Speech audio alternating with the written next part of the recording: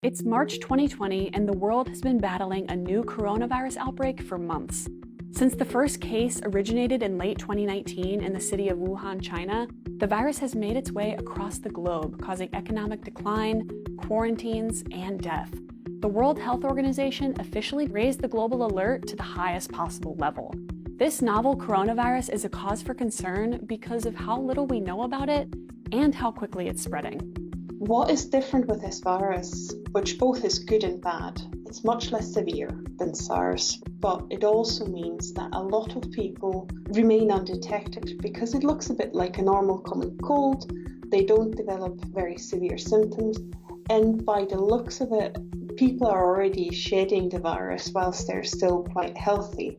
Now, firstly, the novel coronavirus has been named SARS-CoV-2, while the disease it causes is called COVID-19, short for Coronavirus Disease 2019. In just a few months, this coronavirus has caused over 97,000 cases of confirmed infection and has claimed over 3,000 lives globally. And these numbers continue to increase as it makes its way across the world, and we get better at identifying it. Now, as of March 3rd, 2020, the WHO estimates that the death rate from COVID-19 is around a preliminary 3.4%, which is higher than the flu. But SARS-CoV-2 has so far infected less than the flu has at its highest season, and estimations between the two will most likely continue to change as time moves on.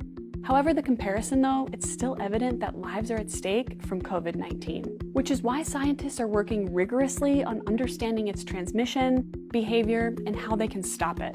So since this virus's global debut, what have we learned about it, and how fearful should we be? Coronaviruses are named for their structural elements, so they have this very prominent protein on their surface, which is called spike protein. We see them very prominent on the outer ring, and that looks a bit like a crown or like the sun's corona when we have a solar eclipse, and that gives them their names. In most cases, coronaviruses are respiratory RNA viruses that infect animals such as bats, cats, and birds. But when they make the jump to humans, these viruses are known as zoonotic. There are 7 known coronaviruses that will infect humans, causing diseases like the ones we're familiar with: COVID-19, SARS, and MERS. SARS and MERS are previous outbreaks from the last few decades. In 2002, there was SARS, meaning severe acute respiratory syndrome. And in 2012, there was MERS, meaning Middle East respiratory syndrome. They each took less than 1,000 lives, but both are known to cause a severe case of pneumonia and lung injury. And death rates from these infections are higher than COVID-19, from 11% to more than 30%. So what we see with this virus is that it's definitely much milder than SARS. Within the known SARS cases, what contributes to the virus being so much milder than SARS are many, many contributing factors, and we definitely don't know the details of it yet from a virus perspective, but it appears to be where the virus infects, so more lungs alone rather than what we call systemic disease, when the virus attacks our internal organs, our intestines as well. So that makes the virus much milder than what we saw with SARS. In fact, mortality rates from COVID-19 vary on the age and previous health of the patient, since it's usually not the coronavirus itself, but how your immune system responds. So for any virus to cause a human disease, they need to get into human cells. Different viruses like to grow in different cells of the body. This new coronavirus likes to grow in the lung cells.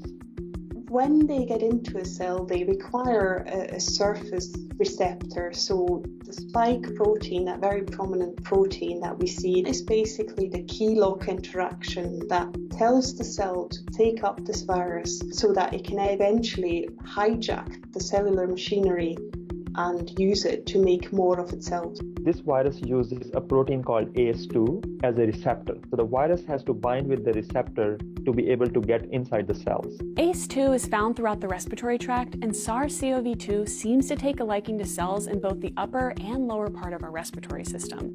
The lower respiratory tract includes the trachea, bronchi, bronchioles, and alveoli. The upper respiratory tract includes the nostrils, nasal cavity, mouth, throat, and voice box. When we have an infection in our lungs, then we have a lot of immune cells that come to help clear that virus. but at the same time that's liquid and cells, which both block that thin layer of cells from taking up oxygen. And then obviously we want a physical barrier, which is mucus, to kind of wash out the virus, and that makes us cough, that brings us respiratory problems. Because of that damage, sometimes there is accumulation of fluid in that part of the lung, and that is what we call pneumonia. And most of the patients that have died because of this coronavirus have died because of pneumonia. Of course, like we said before, there are other factors that can make this a lethal disease. I would like to also emphasize that it seems that most of the people that have died because of this new coronavirus so far were either elderly or they had underlying disease condition. It seems that if your immune system is compromised for any reason, then you have higher chances of getting severe infection.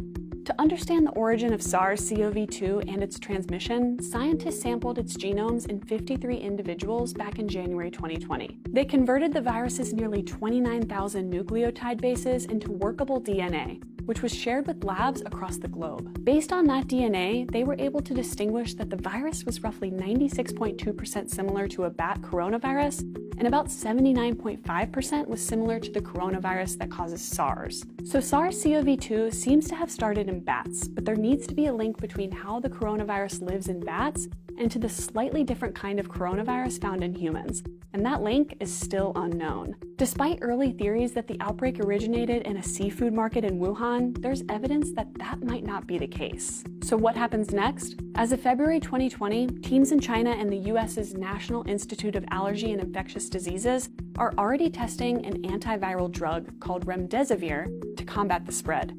Created by a US-based biotech company named Gilead, the experimental drug was shown to block the activity of a protein that helps coronaviruses make copies of themselves. Lab tests showed promise in animal models for SARS and MERS, and the treatment was also successful when used on a US patient with COVID-19. While the FDA hasn't approved this drug, clinical trials have started with 270 patients at Beijing's China-Japan Friendship Hospital, roughly 1,000 patients spread throughout Asia, and a clinical trial in the US that will administer similar treatment. I think a lot of future efforts are going to be focusing on drug development because it's very clear right now that these viruses might continue to jump from animals to humans.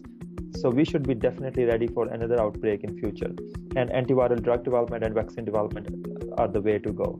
There is so much to discuss when it comes to COVID-19. If there's another aspect of it that you want to see us cover, please let us know over on Twitter and Instagram. We're @Seeker.